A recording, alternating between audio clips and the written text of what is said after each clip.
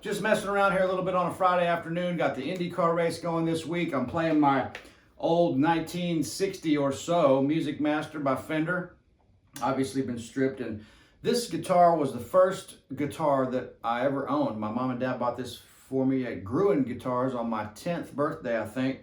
And it's just a fun little guitar. It's a 3/4 size. It's got this funky pickup, and it doesn't play in tune perfectly, but kind of fun to break out and play. I'm playing through my old Princeton Reverb. This is going to be kind of fun here, folks. This is going to be a fun one. Not a long one, but a fun one. So thanks a million for everybody, to everybody that's commented on my health program and my 51 days no booze. Keeping that rocking. I'm feeling incredible. You can tell I've got a ton of energy. Keep maintaining my weight, which is just not that hard. I mean, I've been cheating a little bit. I had an ice cream sandwich last night. I've had a couple pieces of pizza within the last week or so. It's not that bad once you get with the program. So hey, this being said, I wanted to ask you. I was about to print something out a minute ago, and does anybody share the same hatred for the home office printer? It's like, man, I got to get a new one. It's just unbelievable how awful those things are. They never work right. So I was going to print this thing out for you. There's a couple things I wanted to share for you folks. I thought this would be kind of fun. Obviously, I was just doing a little blues improv there, but since my printer is not working, I'm going to have to read you these off of the old laptop here. I wanted to share a couple things with you that I thought you might find equally entertaining and hopefully knowledgeable and useful. So the thing about this is I'm calling these GT's rules of the trade.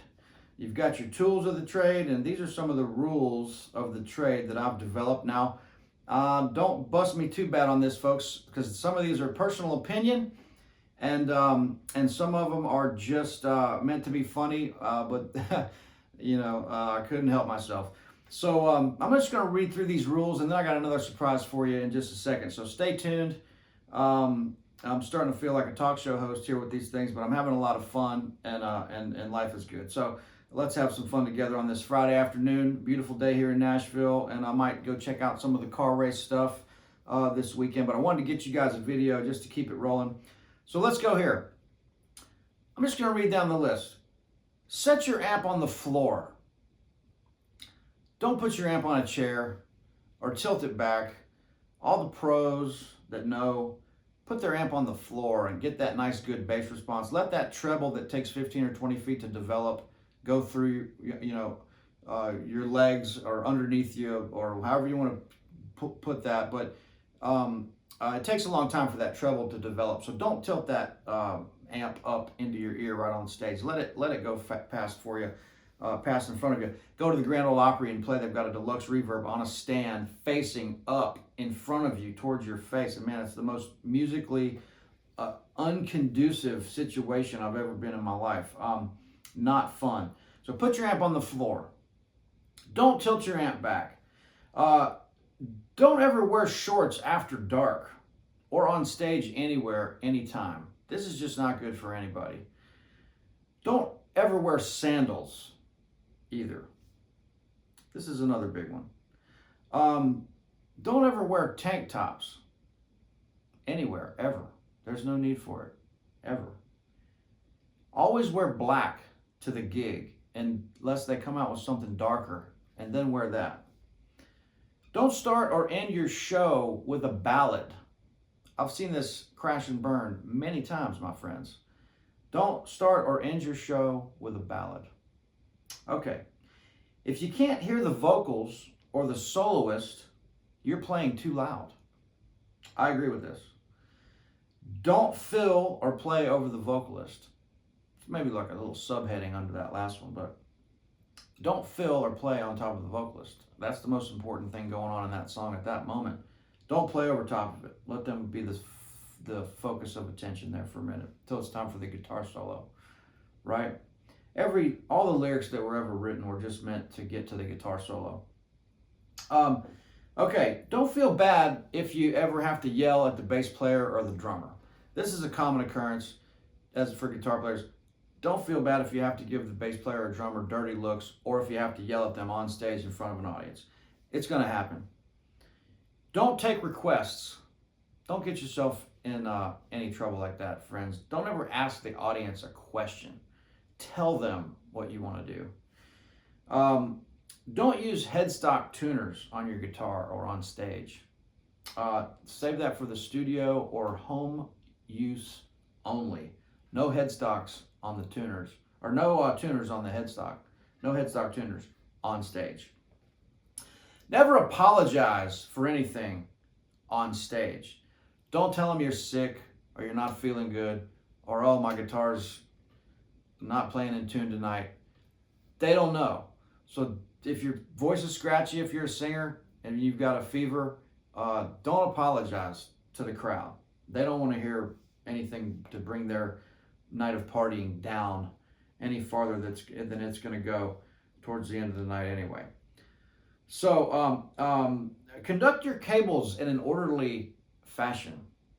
When you plug into the amp, I like to plug my an angled end into the input of the reverb or tremolo channel, and then I'll run the cable under the handle, through the back of the amp, and around in a nice way so the amp is presented in a nice clean way without a cable hanging in front of it or anything like that.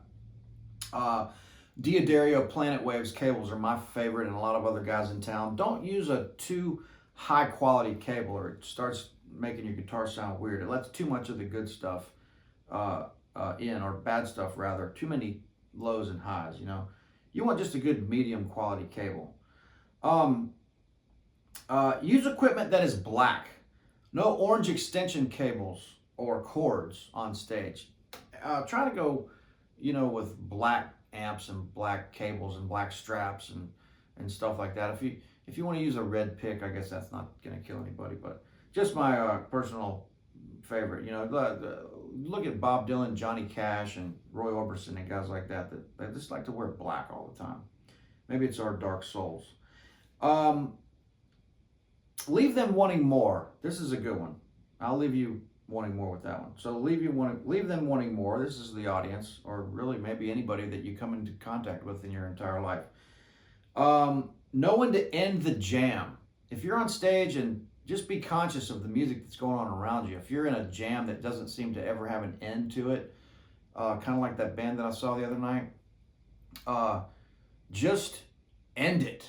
Find a place to get out before it gets to the point of no return, and you want to crawl into a dark hole somewhere and not face anybody else in the room that night. Get out of the jam before you get into a jam. Don't play Superstition too fast. I've never heard a song more over tempoed in my life, if that is even an expression. When you go into a club and you hear a band play Superstition, it's usually always too fast. Don't play Superstition too fast. Mark the original tempos on some of these classic songs if you're going to play those in a cover band. At least start there.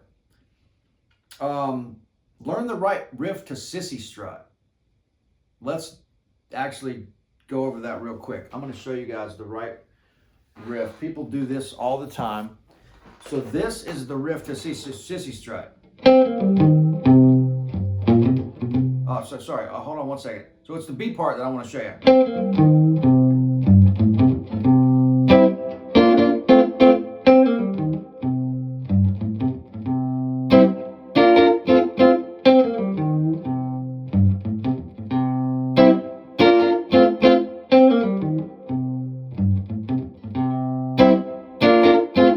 Okay, here's where we get into trouble.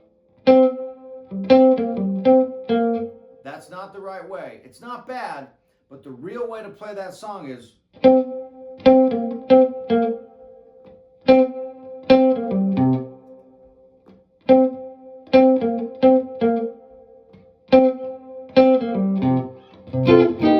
So instead of that's not bad, but it's not the right way. The right way is just the less notes kind of can make it funkier, you know, like kind of some of that James Brown stuff I showed you the other day where they're just, you know, if you're in C, just hang on one note, right? But anyway, so it's just one hit at the front.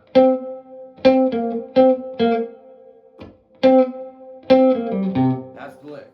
Okay, so moving right along here. I'm almost done. Have a great time. Don't be afraid to take chances. And don't be afraid to talk to the prettiest girl in the room. You're the guitar player. Take no prisoners. And the main thing is just have a good time. Nobody's going to get hurt. Have fun at your gig. If you're playing this weekend, maybe, think of some of these GT's rules of the trade. Okay. Like I said, folks, this video is made to have some fun with today. You can tell I'm in a pretty good mood, other than my printer, which I might do a video of me taking that printer out into the back alley and smashing it with a baseball bat into a million pieces. Okay, here's something I want to share with you real quick, and then I'm going to get out of here and let you guys get on with your beautiful weekend. Be careful out there, friends. There's a lot of crazy people. I was talking to this cop the other day at the coffee shop. I said, man, how many car accidents do you witness that are cell phone related? And he goes, man, so many you wouldn't even believe it. We lose track daily. And so he said, you got to look at the head and the face of oncoming traffic, and if they're looking down, be careful. Tons of people are not paying attention. We really got to be careful out there, folks. It's getting crazy out there in the world. There's people like me driving around. So look, check this out. So I want to share something with you that's going to change your life. This is going to change your life, friends, right here, totally. My mom down on the Gulf Coast came across this recipe from a friend of hers that we've known forever. I've known these people for forever, and they're world travelers and real cultured folks. And so they got this recipe, came up through the Gulf of Mexico on a sailboat into the harbors of the Gulf Coast, the inlets, the waterways, and it made it to a place called Pirates Cove. So this recipe is for a thing called Feta dip. Obviously that's Feta cheese. And if you don't like garlic or Feta cheese, you probably should change this video to a Gordon Ramsay video or something right now. But so here's the thing. This dip is incredible. It's like the heroin or the crack of the dip world. And so Feta dip, folks, I'm going to give you the recipe right now. It's going to change your life. Trust me. 7 or 8 ounces of Feta cheese. Now, you got to get good Feta cheese from the health food store or something like that at your local situation. 7 or 8 ounces of Feta cheese. A half cup of olive oil. Get some high quality olive oil. It's just going to make it that much better. 2 to 3 cloves of garlic, chopped up, chunky. 1 teaspoon of cumin. Put all in a blender. Add more olive oil if too thick. Blend to consistency that you like and enjoy. Okay, I'm going to read this to you one more time. 7 or 8 ounces of Feta cheese, a half a cup of olive oil, 2 to 3 cloves of garlic, chopped up, chunky, in quotes, 1 teaspoon of cumin. Put it all in a blender. Add some more olive oil if it's too chunky or too thick. Blend to a consistency that you like. And lastly, much like the gig that you're going to play this weekend, enjoy it. I'm telling you something, folks. If you're all eating the Feta dip together, it doesn't matter what your breath smells like. But this is some badass shit right here that you'll never forget. You'll be the hit of the next party. This is the crack cocaine of the food dip world. Okay, friends. Thanks so much for putting up with me. I know this one was a little crazy, but I'm having fun. Thanks again. Do check out the links below. Check out ArtistWorks. Check out Instagram. Check out TikTok. Check out Facebook. Check out the World Wide Web. Check out, anything you want. But check that stuff out. Check out the tip jug below if you feel like donating to the cause. You can be a patron of the arts, folks, and help keep my life on track if that's even possible. Anyway, here we go. See you guys soon. Have a great weekend, and I'll be back with some more guitar stuff as soon as possible. Bye now.